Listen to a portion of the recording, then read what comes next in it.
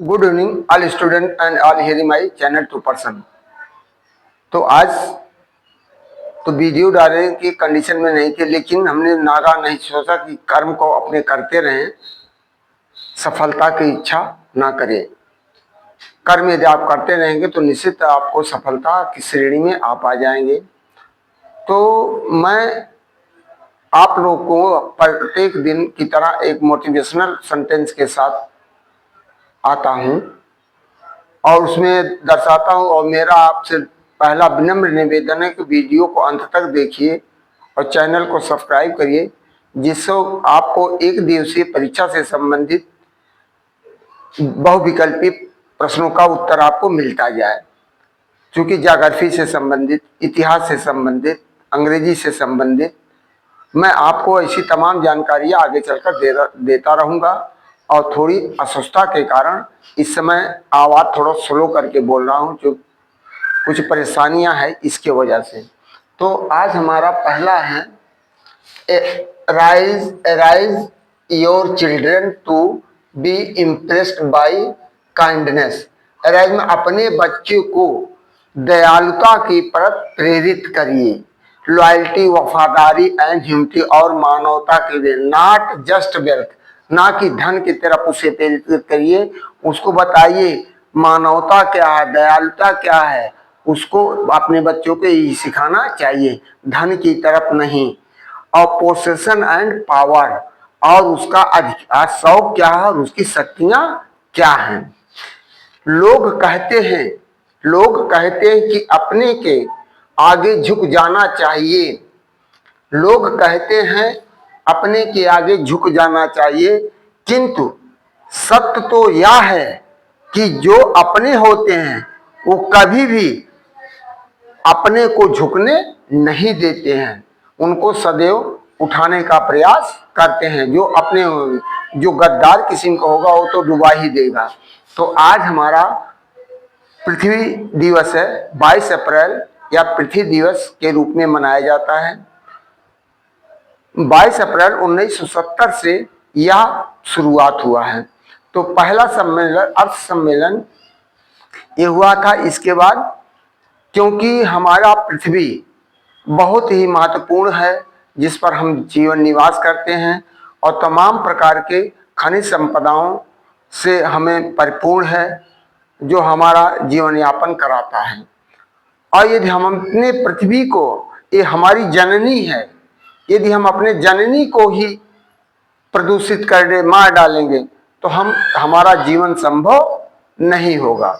उसी के बारे में आपको बता रहे हैं कि आज वृक्षारोपण करना चाहिए, जिससे हमारा इन्वायरमेंट पूर्ण रूप से संतुलित रहे।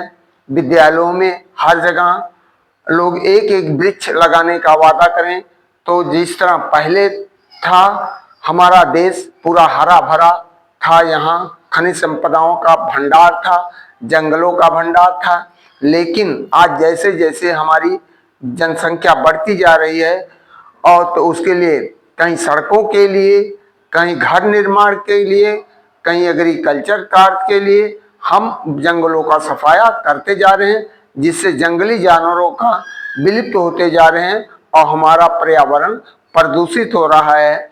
और उसी का परिणाम है, कभी मानसून आता है, कभी मानसून नहीं आता है। जैसा आज का ही टेम्परेचर देखिए, कितना ज्यादा टेम्परेचर है। कभी बरसात होती है, कभी नहीं होती। कभी जहां बरसात होने का समय होता है वहां सूखा पड़ जाता है, जहां सूखा होने का समय होता है वहां बरसात हो जाता है।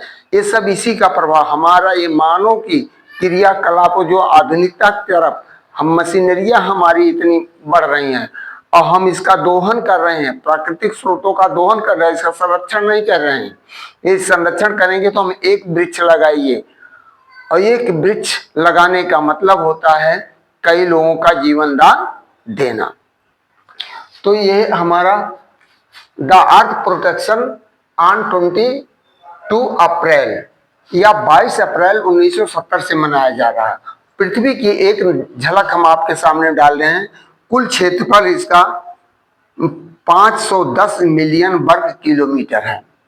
स्थल क्षेत्रफल कितना है? 149 बिलियन वर्ग किलोमीटर, जल क्षेत्रफल 361 वर्ग मिलियन वर्ग किलोमीटर, पृथ्वी का द्रव्यमान 5.976 इंटू 10^24 kg पर।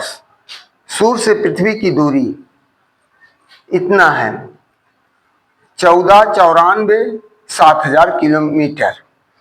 पृथ्वी का उपग्रह चंद्रमा, पृथ्वी का जो 3 सम्मेलन हुआ, पहला सम्मेलन जो यह हुआ रियो डी जेनेरो 1992 में, इसके बाद जोहान्सबर्ग में हुआ, फिर 2002 में, फिर रियो डी जेनेरो में हुआ 2012 में।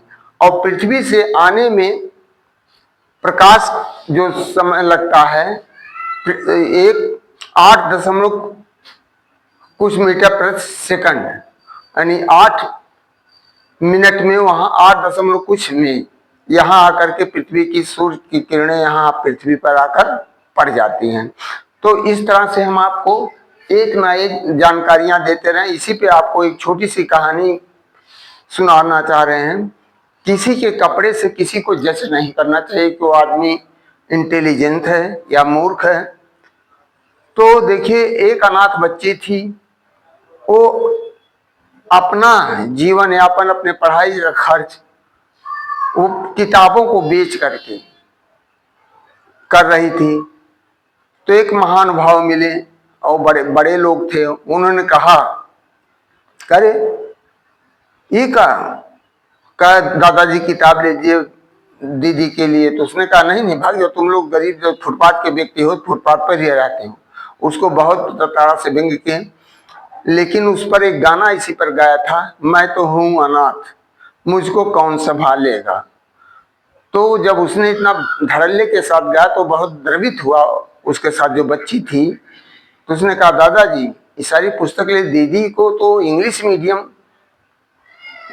मैं तो इंग्लिश मीडियम पढ़ती हूँ, लेकिन दीदी तो देखिए फुटपाथ पर आकर के इतना बढ़िया पढ़े। तो उसने अपनी गलती को महसूस किया कि देखिए मैं तो इंग्लिश मीडियम पर, लेकिन इतना बढ़िया हमारे बच्चों का संस्कार नहीं है। उसने क्षमा मांगा, फिर उसने उस सारी किताबों को खरीद लिया। दूसरा इसी तरह था, एक बहुत महंगा विद्यालय था, उसमें 2 बच्चियां पढ़ती, उसमें बहुत से सारे धनवान के बच्चे पढ़ते थे। तो एक लड़की गरीब थी, वो भी पढ़ रही थी, उसके पिताजी रिक्शा वगैरह चला करके उसको पढ़ा रहे थे, और बहुत महंगा विद्यालय था। और विद्यालय टॉप कर गई, और जब उसके टॉप कर गई तो वहाँ की प्रिंसिपला और मैनेजमेंट कमेटी उसके घर आना चाहे, उससे मिलना चाहे कि कौन सी लड़की है, तो आए उसके घर। उसका घर टूटा फूटा देख करके लोगों के अंदर ये भावना बहुत द्रवित हुआ। तो उन्होंने कहा, उसका बाप गया था मिठाई उठाई लेकर आया, सोचा पानी पिला दें इन लोगों को। तो कहा नहीं ऐसे हम घर में पानी नहीं पीते हैं। कहन क्यों? तो उसने कहा कि देखिए आप कैसे अफोर्ड कर पाएंगे हमारे विद्यालय के फीस, इतने बड़े हमारा विद्यालय, इतने बड़े बड़े घर के बच्चे हैं, इसमें हमारी इंसल्टी हो जाएगी। तो उसने कहा ठीक है कोई बात नहीं है, मैं और मेहनत मजदूरी करके आपके बच्चे को पढ़ाऊंगा, मैं अपने बच्चे को आपके विद्यालय पढ़ाऊंगा। तो उसने कहा नहीं, आप ये पढ़ाएंगे तो हमारे बच्चे का, हमारे विद्यालय का इंप्रेशन खराब होगा, जो धनवान बच्चे आते हैं वो नहीं आएंगे हमारे यहाँ। तो कहा ठीक है। अंत में उसने यही कहा, जब बहुत लज्जित किया तो उसने कहा ठीक है आप अपने बच्चों को कल से, जब और लोगों को पता चला तो लोगों ने उन लोगों को प्रेरित किया। तो उसने कहा इस तरह का भेदभाव ना कैसे। तो उसने कहा कि मैं आप जैसी घटिया मानसिकता लोगों के साथ अपने बच्चे को नहीं भेज सकता, जहां ऊंच नीच भेदभाव की श्रेणी गिनाई जाती है कि आप उच्च वर्ग से आते, आप निम्न वर्ग से आते हैं, आप धनवान घर के हैं। जब आपका संस्कार ही ये सिखलाता है, एक टीचर का गुण नहीं होता है कि वह अपने को किसी को सुपर बनाए, इसीलिए वहाँ यूनिफॉर्म लगाया जाता है। यूनिफॉर्म मतलब एक समान रूप बच्चे का हो, वो चाहे अमीर का राजा का लड़का हो चाहे भिखारी का लड़का हो, फीस तो वो भी दे रहा हो, राइट उसको भी है उतना है। तो इसलिए उसने सीधे मना कर दिया। मैं आपको बहुत उन लोगों ने प्रयास किया, कहे नहीं मैं अपने विद्यालय अपने बच्चे को सरकारी विद्यालय में पढ़ाऊंगा। ये हमने संस्कार दिया है, जो हमारा बच्चा इस तरह बोल रहा है, हमने संस्कार दिया है और आप लोग संस्कार नहीं दे रहे हैं। आप लोग का धन घमंड बोल रहा है, इसलिए मैं आपसे माफी चाहता हूं। मैं आपके विद्यालय में नहीं चाहूंगा।